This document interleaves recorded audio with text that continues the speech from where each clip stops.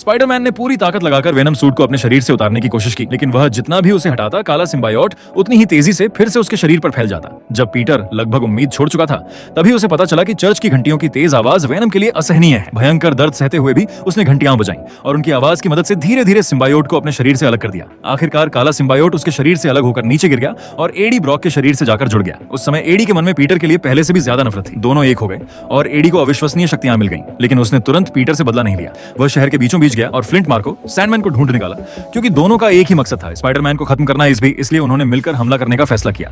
AD ने Mary Jane का अपहरण कर लिया और उसे शहर की ऊंची इमारत पर बंधक बना दिया।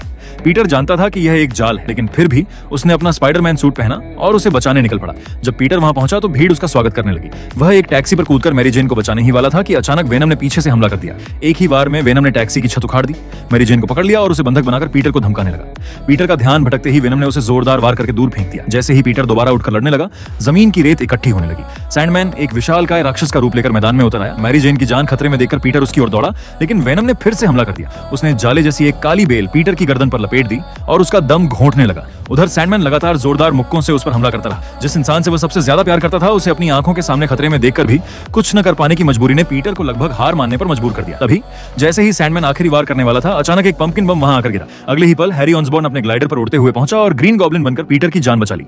असल में हैरी के बटलर ने उसे सच्चाई बता दी थी कि नॉर्मन ऑसबॉर्न की मौत स्पाइडरमैन ने नहीं, बल्कि उसके अपने ग्लाइडर ने की थी। तब हैरी को एहसास हुआ कि वह इतने सालों से बेवजह पीटर से नफरत करता रहा। अब दोनों पुराने दुश्मन फिर से एक साथ खड़े थे। वेनम और सैंडमैन के खिलाफ मिलकर लड़ते हुए हैरी ने अपने ग्लाइडर से सैंडमैन पर हमला किया। धीरे धीरे उसका शरीर क्रिस्टल जैसा कठोर हो गया और आखिरकार वह हार गया। इसके बाद पीटर और हैरी ने मिलकर मैरी जेन को बचा लिया, लेकिन तभी वेनम ने फिर से पीटर पर हमला कर दिया और उसे जमीन पर पटक दिया। वेनम ने पीटर को दीवार से दबाकर लोहे की पाइप से लगातार मारना शुरू कर दिया। जब एडी उसे खत्म करने ही वाला था, तभी दो पंपकिन बम उड़ते हुए आए।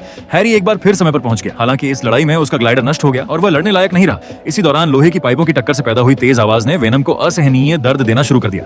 तभी पीटर को समझ आया कि आवाज ही वेनम की सबसे बड़ी कमजोरी है। लेकिन जैसे ही वेनम पीटर को मारने वाला था, हैरी बीच में आ गया और उसने अपने दोस्त की जान बचाने के लिए खुद वार सह लिया। अपने दोस्त को घायल होते देखकर पीटर गुस्से से भर उठा। उसने लोहे की पाइप उठाकर जोरदार आवाज पैदा की, जिससे वेनम कमजोर होने लगा और पीछे हट गया। फिर उसने पाइपों को जमीन में गाड़कर वेनम को चारों तरफ से घेर लिया। वेनम भागने की कोशिश करने लगा, लेकिन पीटर ने उसे रोक लिया। धीरे धीरे सिम्बायोट एडी के शरीर से अलग होने लगा। मौका मिलते ही पीटर ने अपने जाल की मदद से दोनों को पूरी तरह अलग कर दिया। इसके बाद उसने हैरी के ग्लाइडर से एक पंपकिन बम निकाला, उसे सक्रिय किया और वेनम की तरफ फेंक दिया। एक जबरदस्त धमाके के साथ नफरत से शुरू हुई ये लड़ाई आखिरकार खत्म हो गई, लेकिन हैरी की चोटें बहुत गंभीर थी। आखिरकार उसने अपने दोस्त पीटर की बाहों में हमेशा के लिए इस दुनिया को अलविदा कह दिया।